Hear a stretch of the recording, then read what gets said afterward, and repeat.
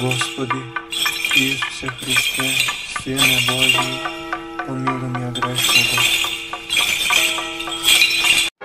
Во името на Отецот и Синот и Светиот Дух, возлюбени браќа и сестри, денес на петтата недела по Педесетница, нашата света православна црква го прославува соборот на светите апостоли.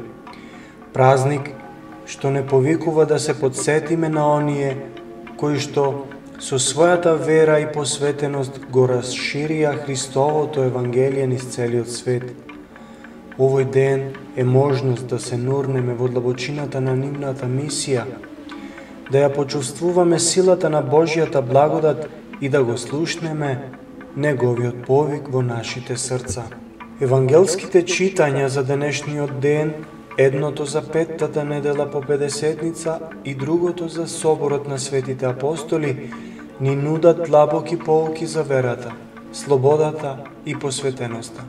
Евангелието за петтата недела по Педесетница ни зборува за чудото на Господ Исус Христос во земјата Гадаринска, каде што Тој ги исцели двајцата бесомачни.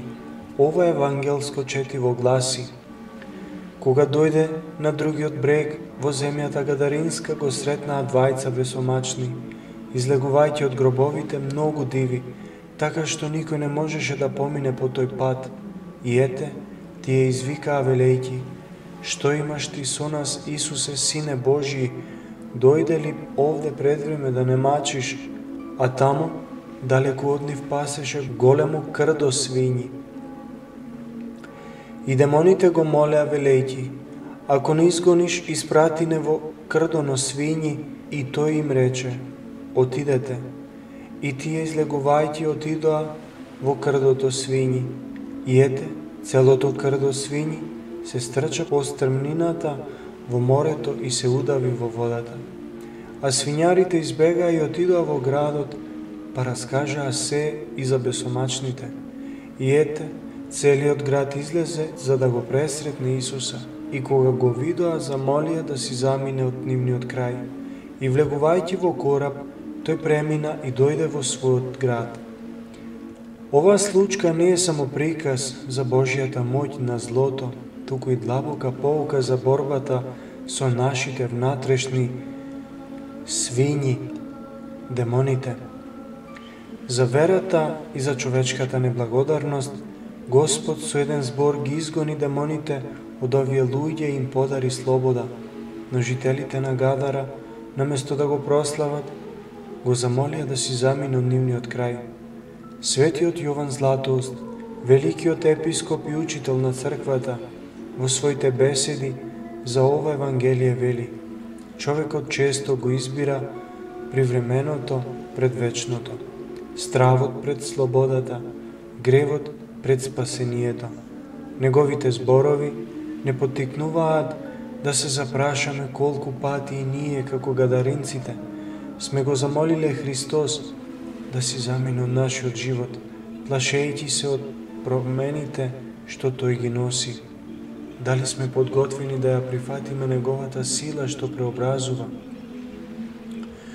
Ова Евангелие не учи дека Христос е посилен од секое зло, но и дека Неговото присуство бара од нас храброст да се соочиме со нашите слабости. Бесомачните од Гадара беа ослободени, но за да ја прифатиме таа слобода, мораме да го пуштиме Христос во нашите срца.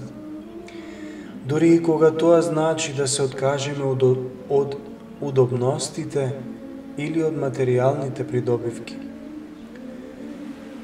Евангелското четиво за соборот на светите апостоли. За празникот на соборот на светите апостоли во Светата Божја црква се чита следново евангелско четиво. А кога го виде народот, се смилува над него, зашто беа изнемоштени како овци без пастир. Тогаш им рече на своите ученици: жетвата е голема, а работниците се малку. Молете го Господарот на жетвата да испрати работници за својата жетва. И повикувајќи ги своите 12 ученици им даде власт на нечистите духови, за да го ја изгонуваат и да лекуваат секаква болест и секаква немоќ. А имењата на 12 апостоли се овие: прв Симон, наречен Петар, и Андреј братот негов, Јаков Заведеев и Јован неговиот брат, Филип и Вартоломеј, Тома и Матеј цариникот, Јаков Алфеев и Леви, наречен Тадеј, Симон Зилот и Јуда Искариотски, кој подоцна го предаде. Овие 12 на Исус ги испрати и им заповеда велејќи: по пат на незнабожци не одете и во град Самаријански не влегувајте, туку отидете прво кај загубените овци од домот Израилев. А одејќи, проповедајте и кажувајте: се приближи Царството Небесно. Лекувајте болни, очистувајте лепрозни, воскреснувајте мртви, изгонувајте демони. Бесплатно добивте, бесплатно давајте. Ова Евангелие ни го открива срцето на Христовата мисија и повикот на апостолите. Господ, гледајќи ги луѓето изнемоштени, се смилува над нив и ги испрати своите ученици да бидат негови гласници. Апостолите, обични луѓе, рибари, цариници, работници, беа избрани не поради нивната ученост или моќ, туку поради нивната вера и подготвеност да го следат Христос. Светиот Григорий Палама, друг великан на црквата, вели: апостолите станаа светлина на светот не поради нивната сила, туку поради Христовата благодат, што дејствуваше во нив. Оваа благодат ги преобрази во храбри проповедници кои го расширија Евангелието дури по цена на нивните животи. Денес го славиме соборот на светите апостоли.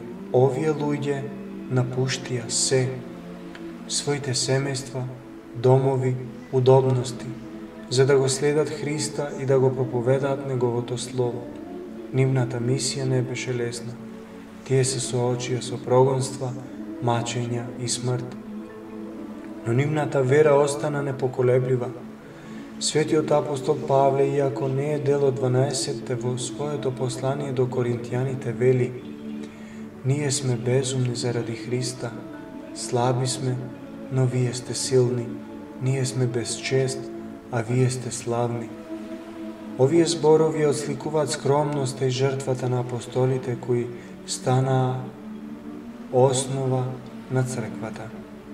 Возлюбени, денешните евангелски читања и празникот на соборот на светите апостоли не повикува да се запрашаме каков е нашиот одговор на Христовиот повик, дали сме подготвени да ги оставиме нашите свињи, нашите гревови, стравови и материјални приврзаности, за да го прифатиме Христос.